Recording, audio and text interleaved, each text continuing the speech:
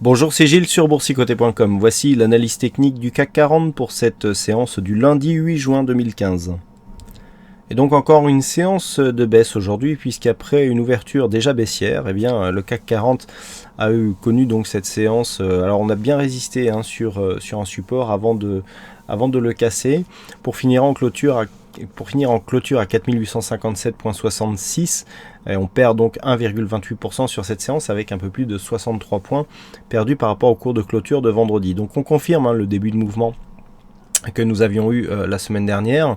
On arrive sur une zone que je vous avais indiqué comme étant à mettre sous surveillance. Cette zone de support ici significative qui est un support assez dangereux s'il était cassé, puisqu'on pourrait accélérer à la baisse dans le cas d'une rupture de celui-ci.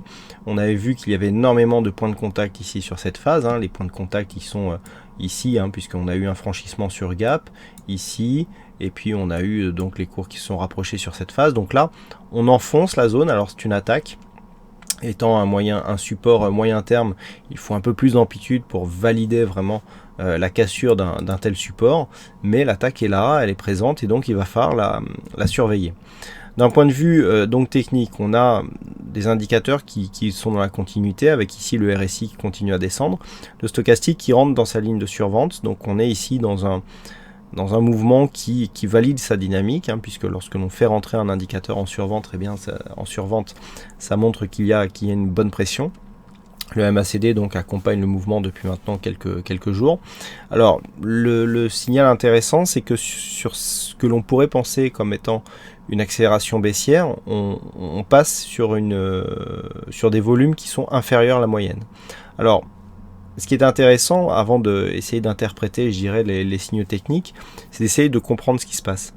Lorsque nous avons comme ça une accélération avec une bougie qui a beaucoup plus de conviction que les précédentes, et que nous avons moins de volume, cela montre qu'en fait la conviction ne vient pas ici de la force de la bougie, mais plutôt du manque de contrepartie. Effectivement, si on a un nombre inférieur de vendeurs, mais qu'il n'y a pas de contrepartie, eh bien pour compenser même ces vendeurs, s'ils sont moins nombreux que sur cette autre bougie, eh bien il faudra aller chercher plus bas dans les carnets d'ordre, et donc augmenter un petit peu le mouvement baissier.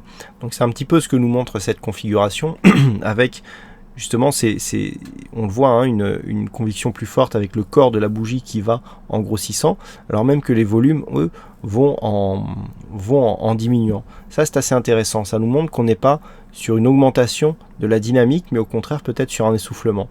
Puisqu'en fait, s'il n'y a pas de contrepartie, ce qu'il faut se dire, c'est que lorsque l'occasion de rebond va se présenter, vu qu'il n'y a pas eu d'acheteurs sur cette phase, ou de moins en moins, quand tous les acheteurs vont revenir sur le marché, ça peut provoquer un rebond plus fort.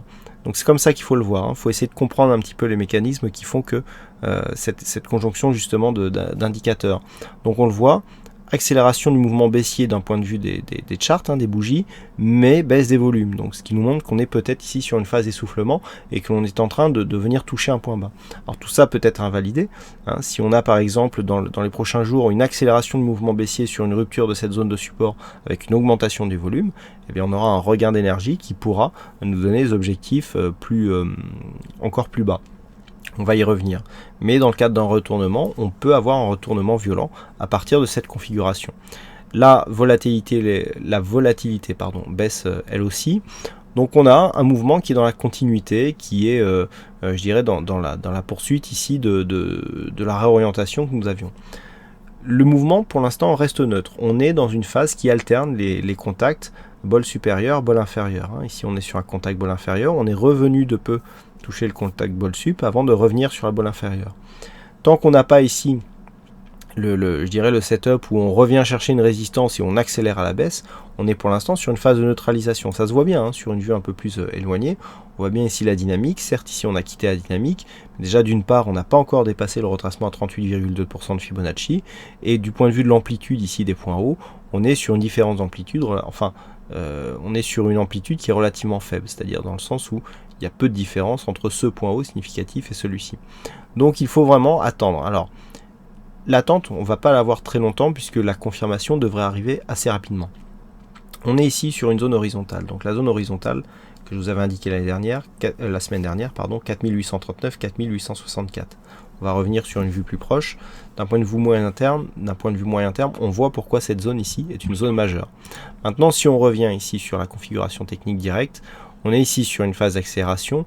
On arrive dans dans une configuration survendue. Du point de vue de l'amplitude du MACD, on a encore de la conviction, mais par contre, du point de vue des volumes, on sent qu'il y a une phase d'essoufflement. De deux choses l'une, soit on casse ici cette zone, et pour des raisons que l'on a bien remarquées sur la vue moyen terme, il y a des phases d'accélération qui sont possibles. Je vais vous indiquer ensuite les objectifs. Soit on rebondit sur cette zone, retracement de Fibonacci à 38,2%, zone ici majeure des 4864 points. Si cette zone impulse un rebond, ça peut être un rebond significatif, et dans ce cas-là, on confirmera la pérennité de la tendance moyen terme qui, elle, reste haussière. Alors pourquoi haussière? Tout simplement parce qu'on a une dynamique ici qui ne consolide qu'à 38,2%, et donc si on préserve cette zone, on sera toujours techniquement dans une configuration avec ici une phase de consolidation qui peut être confirmée ici par une poursuite du mouvement haussier et un regain de dynamique à la hausse. Par contre, si donc on casse cette zone, c'était la première possibilité que je vous avais indiquée, on peut rapidement accélérer ici sous les 4800 points, 4780 points, voire revenir à terme sur cette zone ici des 4600 points, qui est une zone majeure d'évolution du CAC moyen terme. Donc la zone à surveiller demain, il y en a deux. Donc cette zone ici des 4864 points que l'on a fait casser ici en clôture, et puis la zone ici des 4840 points. Et puis alors, pour pas jouer les oiseaux de mauvais augure, lorsque l'on regarde les cotations futures au moment où je fais cette analyse, eh bien on serait plutôt ici sur une approche de cette zone justement des 4840 points. Donc c'est vraiment cette zone qu'il va falloir surveiller. Si vraiment demain on n'a pas de rebond significatif sur cette zone, qu'il y a une cassure par exemple, là le retournement, en tout cas les conséquences d'un point de vue moyen terme seront significatives, et on y reviendra, mais on peut effectivement, suite à cette cassure, j'ai un peu de mal aujourd'hui, assister à une phase d'accélération, ne serait-ce que sur les retracements de Fibonacci par exemple, arriver donc comme objectif cette zone des 50-61,8 où l'on retrouve justement ces 4598 points qui seront donc l'objectif, puisque sur une rupture ici du 38,2, eh bien c'est la zone 50-61,8 qui devient le prochain objectif, et donc là ça fait redescendre les cotations d'un étage. Voilà donc ce que l'on peut dire sur cette analyse technique du CAC 40, donc à surveiller à la baisse ici, zone des 4839 points, à la hausse on considérera un début de rebond technique. Alors on a deux éléments importants, cette zone ici de résistance oblique baissière qui nous donnera un contact approximatif demain aux alentours des 4970 points, et puis surtout cette zone ici des 4951 points. Déjà, si on arrive à casser la zone des 4951 et à revenir ici au contact de cette résistance, l'anticipation du rebond sera jouable. Effectivement, sur une rupture haussière de cette zone de résistance oblique baissière, il y aura un signal un peu plus fort. Voilà donc ce que l'on peut dire sur cette analyse technique du CAC 40. Donc aujourd'hui, il y avait un fixing, c'est la vague qui gagne sur cette session, donc bravo à toi la vague. Puis en ce qui concerne les statistiques, la statistique, elle irait plutôt dans le sens d'un rebond. Alors même si la conviction est assez moyenne, on a un beau potentiel tout de même sur la bougie prochaine, donc qui nous donne une hausse à 64%. C'est un pourcentage important. Alors le potentiel de gain par contre n'est pas très élevé. Si on prend par exemple le gain par transaction, donc la donnée moyenne, mais on a un nombre significatif d'occurrences donc sur cette statistique qui est assez intéressante à jouer. Et puis lorsque l'on regarde les résultats à 5 jours, donc sur une vue un peu plus élargie, on a une forte conviction haussière avec des chiffres qui sont tout de même assez intéressants. Bon, je sais pas encore, le calcul n'est pas tout à fait terminé, mais on risque d'avoir quelque chose d'assez significatif donc pour la prochaine séance, pour donc animer un petit peu cet espoir de rebond. Donc d'un point de vue statistique, on serait plus sur une probabilité de rebond, en tout cas sur, on va dire, alors qu'est-ce que nous disent les statistiques?